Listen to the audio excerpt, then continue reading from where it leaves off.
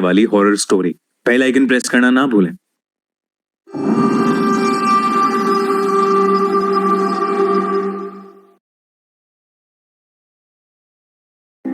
ये कहानी 2013 की है, जब वान्या अपने 3 दोस्तों देव, अली और निधि के साथ हिमाचल प्रदेश के कुल्लू शहर में 4 दिन की ट्रिप के लिए आई थी।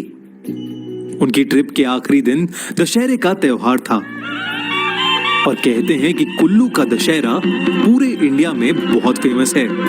इसलिए वान्या ने अपने दोस्तों से जिद करी कि अपने घर दिल्ली जाने से पहले वो ये मेला देखना चाहती है। सब खुशी खुशी मान गए और अपना सारा सामान गाड़ी में रखकर मेले के लिए निकल गए। वो अब मेले से कुछ ही दूर थे कि उन्हें लगा कि जैसे उनकी गाड़ी के टायर के नीचे कुछ आ गया हो। अली गाड़ी से उतरा और उसने देखा कि वो एक चौराहे पर खड़े थे और उनकी कार के टायर के नीचे एक मरी हुई काली बिल्ली और एक नींबू पड़ा था। अली ने ये बात सबको बताई। अली को लग रहा था कि उनके साथ किसी ने कोई मजाक किया है। निधि और देव भी अली की बात से सहमत हो गए, पर वान्या को कुछ अजीब सा इंट्यूशन आ रहा था, जैसे कुछ गलत होने वाला हो। वान्या किसी को कुछ बताती उससे पहले ही अली गाड़ी में बैठा और गाड़ी चलाने लगा। वो लोग कुछ ही दूर पहुंचे थे कि उनकी गाड़ी अचानक से रुक गई। देव ने बाहर निकलकर देखा तो गाड़ी का वही टायर फट गया था जिसके नीचे वो बिल्ली और नींबू आए थे। ये देखकर सबने डिसाइड किया कि मेला थोड़ी ही दूर है और वो चारों वहां तक वॉक करके चले जाएंगे। चलते चलते निधि को फील हुआ कि जैसे उसे कोई वापस गाड़ी के पास बुला रहा है और वो बार बार पीछे मुड़कर देखने लगी। वान्या के साथ साथ चलते हुए देव ने नोटिस किया कि वान्या के जूतों पर खून लगा है।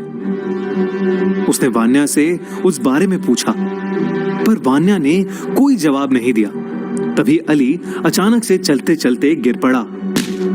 उसके दोस्त उस पर हंसने लगे, लेकिन अली ने उठकर कहा कि किसी ने तो उसे धक्का दिया। सब ये सुनकर थोड़े हैरान हो गए, क्योंकि उन चारों के अलावा वहां कोई नहीं था। तभी दूर से उन सभी को वान्या के चिल्लाने की आवाज आई। उन्होंने पलट कर देखा तो दूर पीछे से वान्या भागती हुई आ रही थी। ये देखते ही देव, निधि और अली के पैरों तले जमीन खिसक गई। जो वान्या उनके साथ अभी तक चल रही थी अब वहां नहीं थी। असली वान्या आकर अपने दोस्तों से पूछने लगी कि वो उसे गाड़ी में क्यों छोड़ आए थे। ये सुनकर निधि अचानक इतना डर गई कि उसके बुरी तरह पसीने छूटने लगे और वो वहीं खड़ी जम सी गई। देव ने निधि से पूछा कि उसे अचानक क्या हुआ, तो उसने अपने हाथ से एक पेड़ की तरफ इशारा किया।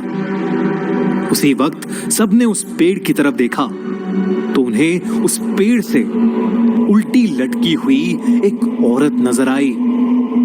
वो इतनी डरावनी थी कि उसे देखकर निधि तो बेहोश ही हो गई। उसकी आंखें बिल्कुल लाल थीं, लंबे सफेद बाल, टेढ़े हाथ और सफेद साड़ी पहने हुए वो उन्हें देखकर मुस्कुरा रही थी। उसी औरत के साथ एक काली बिल्ली भी पेड़ पर बैठी थी। ये देखते ही वान्या, अली और देव बहुत ज्यादा घबरा गए और निधि को उठाकर वहां से भागने लगे। भागते हुए वो भीड़ से भरे दशहरे के मेले में पहुंच गए। वहां जाकर उन्होंने निधि को जगाया, पर वो डर के मारे एक सदमे में चली गई थी। उन चारों ने पूरी रात उसी मेले में बिताई और सुबह होते ही अपनी गाड़ी ठीक करा के वहां से निकल गए। वापस जाते हुए निधि की हार्ट फेलियर से मौत हो गई। कुछ दिनों बाद वान्या ने सबको बताया कि उस दिन वान्या ने देखा था कि निधि गाड़ी के बाहर कुछ देख रही थी। जब वान्या ने बाहर देखा तो उसे वही पेड़ दिखा जिस पर उस रात वो औरत लटकी हुई थी। उस पेड़ पर उसे वो औरत तो नहीं दिखी, पर वो काली बिल्ली वहीं बैठी थी। निधि उसी काली बिल्ली को देखे जा रही थी।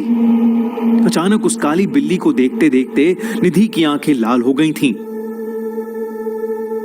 निधि वान्या को देखकर वैसे ही मुस्कुराए जा रही थी जैसे उस रात वो औरत मुस्कुरा रही थी।